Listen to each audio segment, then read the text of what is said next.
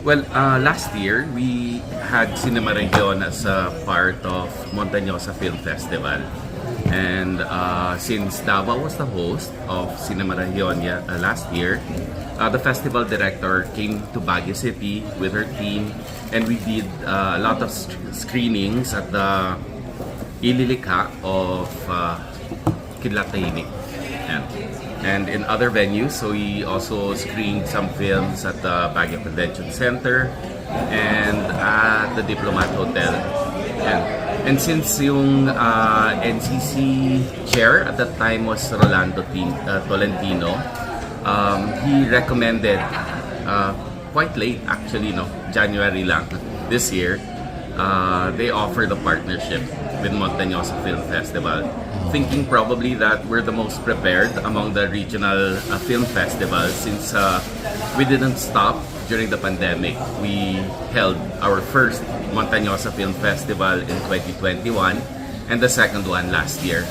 And it has been growing ever since, and we're very fortunate with a partnership with NCCA's Cinemarehiyon, because with this two festivals happening parallel to each other, we see a festival that's expanding.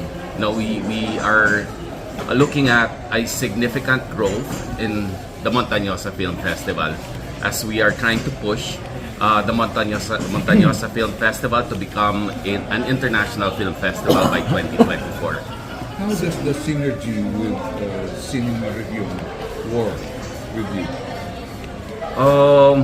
Well, it works because we're a regional film festival also, but we do have ambitions for the Montanosa Film Festival to break out of that mold and to be able to go into the global scale of things. And so what I see is like Cinemarehiyon, since it's been staged and mounted for 15 years already, 15th this year. Yeah. They probably have a template mold for the staging of such a festival, which is quite different from the way Montanosa Film Festival is handled, because we've been very resilient during the pandemic and have been exploring several different approaches to exhibiting films, and not just exhibiting films but focusing on the educational component, since we see the importance of developing a film following in the Cordilleras, not just Baguio City. So what is distinctly Montanosa? What is distinctly Cinemarehiyon? Kasi what make you distinct? Okay. Yeah, so our agenda probably makes us distinct from that of Cinemarehiyon. Our primary agenda as a film festival is film tourism. And that's the very reason why we staged the very first festival here in Baguio in the midst of a pandemic. The reason there is that we saw the need for activities to continue despite the restrictions and limitations brought about by the pandemic. And since tourism is the primary economic driver of Baguio City and the Cordilleras, we turned to film tourism as a means to support a campaign for rebuilding our tourism industry. So, people did come and watch, or are these Filipinos or? Well, during the pandemic, of course, we're proud to say that we were the very first festival that did it face to face in the entire country. That because we ensured the safety of people that would come to Baguio, and with the very strict implementation of protocols and restrictions, we were able to hold the pandemic in the midst of all that fear of contracting COVID. So even people from other lands, from other provinces, and from Mindanao or last year, yes. Over? Yes, last year. Last year, yeah. We did the festivals in a hybrid method, so it was both online and face-to-face. And also like our signature events like the drive-in cinema, which we initially did at the then dormant Luwakan Airport. Yeah. Yeah, we did that there. This year, we're doing it at the Melvin Jones Grandstand. Oh, so we still have the drive-in cinema. We tried to find ways, to follow the protocols that were enforced during that time, and did the proper spacing, like doing our film screenings at the Burnham Lake with audience watching from boats. And the drive-in cinema, since it's outdoor and people are able to watch the movies from the within the confines of their own vehicles, then Okay. it was pretty safe I for like they were people. watching from the boat. Yeah. It's Pretty nice. cool. Oh. Ferdie, we're talking about Very tourism. cinematic. We're talking about tourism. Can you give us a figure, like how many people, especially this year's Montanosa, already come here or watch? Okay, it's so difficult to gauge, no? Yung number of people that would come for the Montanosa Film Festival for this year. Pero do you Given have, that the month before March, which is the Panagbenga month, Oh, you see an influx, no? But we also have noticed in Baguio's tourism that every weekend, super influx. I think everyone experiences it to be like parang people, throngs of people and cars come up to Baguio during the weekends. And I think you'll be able to experience that tomorrow when you hit traffic. Sure, nung January 2023, ano pong initial reaction nyo nung nilapitan po kayo ng NCCA na emerge ang Cinemarehiyon with Montanosa? Oh, I was hesitant at first, considering yung very short period to prepare for a festival as such, where we're supposed to be inviting filmmakers and regional festival directors, and creating partnerships, and looking for the resources would be very difficult, given that we had like 3 months to do it. So, paano po kayo na-convince finally to say yes? Actually, I have no choice. No more. It was like, let's save Cinemarehiyon. Kasi if nobody was taking the offer to be festival director or to host it, given that the period of preparation was too short. So I just said, okay, let's do it. So how does the programming work with 2 festivals in one? Okay, separate. No, like for Cinemarehiyon, all their screenings are being done at the SM Cinema. Yeah. Our partnership with the Cultural Center of the Philippines, Cinema Under the Stars, which was born after our drive-in cinema in 2021. Cinema Under the Stars brings in the Cinemalaya films of the CCP.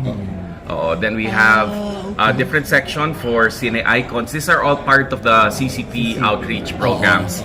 So we have Cine Icons. So we were able to invite both national artists for film and broadcast media, Ricky Lee and Kidlat Tahimik, in a film showing yesterday, followed by a forum. Yeah. And then you still champion Cordillera film. definitely. So that's the It's our heart and core. heart and core.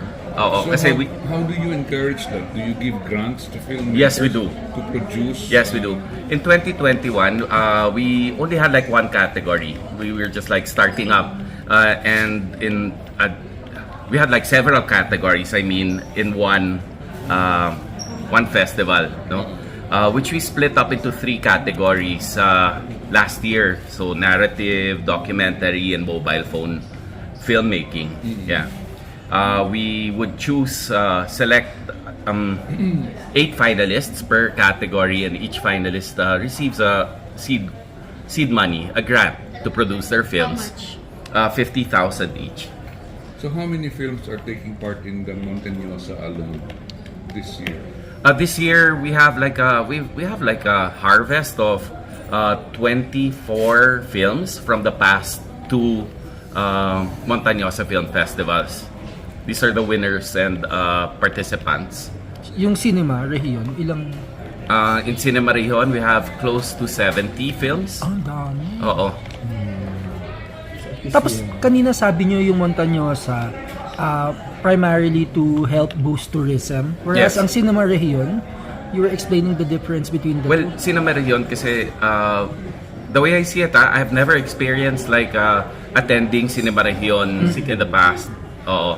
So my only experience of Cinemarehiyon was last year when they came up to Baguio City, like a small group from the Cinemarehiyon came up to Baguio and did their screenings. And I realized that they're really focused on exhibiting. Yeah. I think Montanosa Film Festival wants to focus more on its mentorship and educational component because we still have to develop a film community in Baguio City in the Cordilleras. So what's next moving forward? I know Montanosa is just for 3 years and it's a learning process for you and for the members of the committee. So what should we look forward in the next? Okay. Things. Next year is our festival year. So we decided, before we started work on the third Montanosa Film Festival, that we'll have like a competition year, which is like this year, and then the following year, that's 2024, will be the festival year. This year, we're focusing on the mentoring process and selection of our finalists. Our way of selecting is very different from how it's done in other festivals because we don't open up and invite people to send in entries like scripts for fully made scripts and all that. Kasi we start with a concept and we have a panel of filmmakers that screen all of these and they go into a mentorship program and the finalists are selected after their pitching of their concepts, and then from there the grants are given to the finalists and then they start production. But we don't end our mentorship there. Our mentors are committed to continue our mentors are committed to continue working with our filmmakers into the production stage and into the completion of their films. So nababantayan lahat yung yung Is this paggawa going ng to be a regular yearly collaboration between you and Cinemarehiyon, or this is just a temporary? I think this is we're looking into like collaboration probably being like a regional film festival, one among over 20 film festivals across the country. There still will be more, di ba? Oo. No, so every year na siya, Cinemarehiyon, Montanosa? Ay, hindi. Another city might host it, no? After this Cinemarehiyon, the baton's going to be passed on to festival in the Yeah, Visayas. but meanwhile, the Montanosa will go on as a standalone festival. Yes, definitely. So we've reserved next year for our partnerships with foreign embassies as we're trying to push for Montanosa Film Festival to become an ASEAN regional film festival in 2024. We've already made sent our communications to the different embassies, and the Department of Foreign Affairs has sent their intention to support the Montanosa Film Festival's goal of becoming an ASEAN film festival. Sir, malaking support po ng local government dito for your festival. Yes, for sure. Our mayor has been very supportive of the Montanosa Film Festival. He's not only of the Montanosa Film Festival but of Baguio City as a UNESCO creative city. So he sees the importance of art and culture in the development of the economy, the development of the way of life in Baguio City and the way people think. So he believes it's very important to support arts, culture, and everything that's creative. Sir, what will finally propel the Montanosa Film Festival from being a local and then into a regional into the global stage? It's actually the community coming together. It's a community coming together to work on on the festival, dedicating time, effort, knowledge, and their talents. No, and it also lies on the organizing committee to make sure that we are able to harmonize all these talents together and ensure that communications are seamlessly sent out to all our partners, and I think yung partnerships will propel Montanosa Film Festival. Aside from Kid na Tahimik, sino po pong Cordillera filmmaker ang proud kayo? Si Don, what's his last name? The Headhunter's Daughter.